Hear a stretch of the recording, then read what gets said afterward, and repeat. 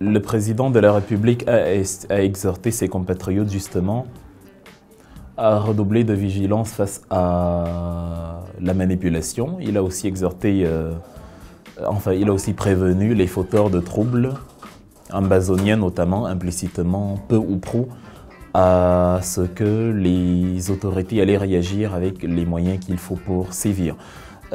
Si la genèse de la crise anglophone n'avait pas été celle que l'on connaît, on aurait pu dire voilà, c'est un président visionnaire et qui a à cœur la sécurité de son pays. Mais je l'ai évoqué en bref dans la première question où je disais le point de départ même de la fameuse crise anglophone vient du fait que on s'est rendu compte que dans ce Cameroun qui est un état de droit, il est impossible de faire valoir le droit. Vous avez une revendication, l'État qui est une sorte de cocon familial qui doit prendre soin de vous et être à l'écoute de ce qui vous manque, a plutôt joué le père dictateur, le père despote, le père qui traumatise ses enfants et a fait comprendre à la population non, vous ne devez pas revendiquer, vous ne devez pas descendre dans la rue et marcher, vous ne devez le faire que dans l'éventualité où ça conforterait le pouvoir en place. Avant d'y revenir, je vais faire une petite illustration. Lors de la prestation de serment du président Paul Biya, on a vu des églises et des messes d'action de grâce en l'honneur du président avec des effigies du président à travers le long des murs. Mais lorsque les sympathisants du MRC ont voulu montrer un signe de paix en se rendant dans une église pour manifester justement leurs envies républicaines, notamment sur la recompte des voix, on les a taxés de troubleurs à l'ordre public. Ce deux poids deux mesures est exactement ce qui s'est passé lors de la crise anglophone. Lorsque vous descendez dans la rue et que vous dites louange au président Paul Biya, vous le déifiez carrément, il n'y a pas de problème. Mais si d'ordinaire vous décidez d'organiser quelque chose en guise de réponse à la politique répressive de la République, même si vous le faites de manière pacifique, vous allez être mis hors d'état d'action. Et c'est ce que nous observons actuellement d'ailleurs parce que l'État n'a pas appris des leçons de l'histoire. Donc à la question, est-ce qu'il peut résoudre la crise anglophone ? On doit plutôt se demander, est-ce qu'on n'aura pas une crise anglophone 2.0 ?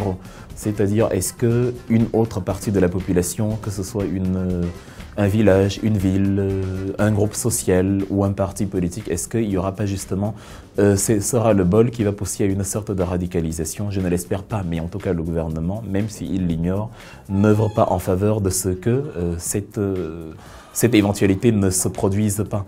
Donc à la crise anglophone, lorsque les revendications n'étaient pas encore politiques et qu'elles se limitaient à une simple traduction de texte, on aurait dû considérer cette traduction de texte-là. Et même si après les revendications devenaient politiques, on aurait dû dans une logique de dialogue leur faire comprendre que non, on ne peut pas comme ça, sur un coup de tête, réformer le Cameroun.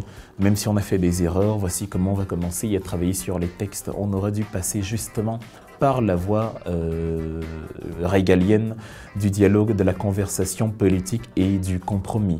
Malheureusement, le droit de la force, comme on dit, a primé sur la force du droit. Le gouvernement est dans une sorte de schizophrénie où on taxe de terroristes tous ceux qui décident simplement de descendre dans la rue pour revendiquer quelque chose.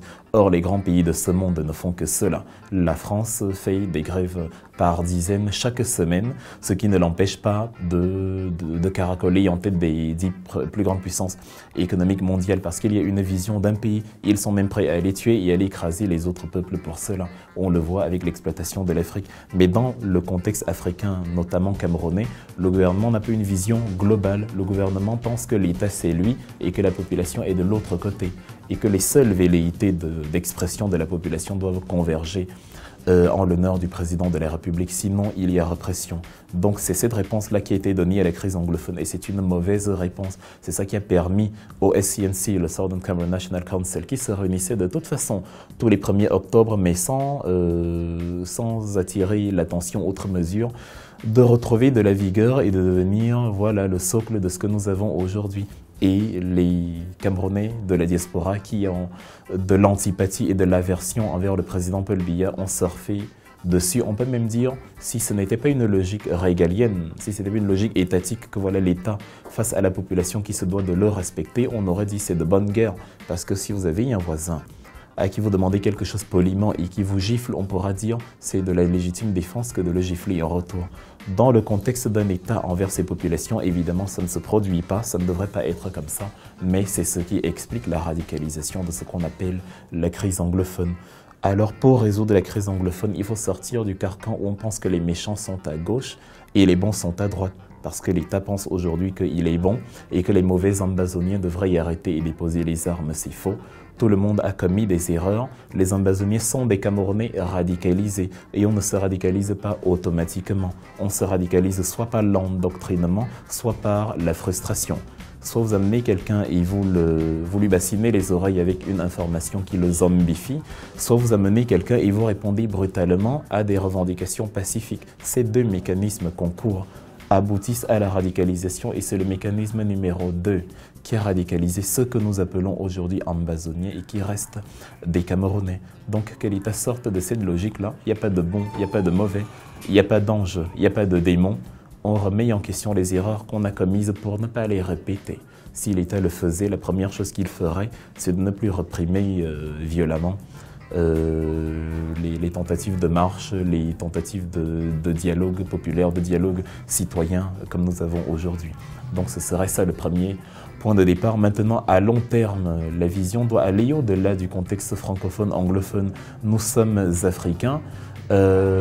En ce moment, nous en avons discuté sur le plateau d'une chaîne de télé où l'Algérie est en train de... Enfin, où il y a une discussion avec les Berbères pour justement faire de leur langue la troisième langue nationale après le français et l'arabe. Il faut qu'on mette à l'ordre du jour les langues africaines. Il faut qu'on mette à l'ordre du jour les paradigmes culturels africains parce que c'est le fait de s'être dépossédé de ce que nous étions, de notre culture, de notre identité, qui a conduit à ce que nous attachions aux anciennes puissances coloniales et que nous nous identifions aujourd'hui comme francophones, anglophones, avec les conséquences que cela a. Donc de manière brossée, c'est cela évidemment dans les faits.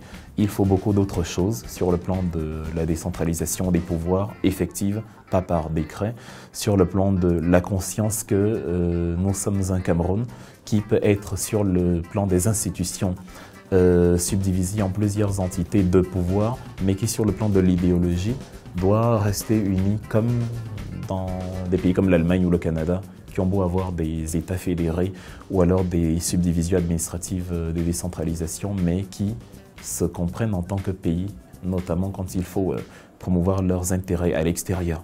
Donc à court et à long terme, voilà ce qu'on peut dire sur la fameuse question anglophone.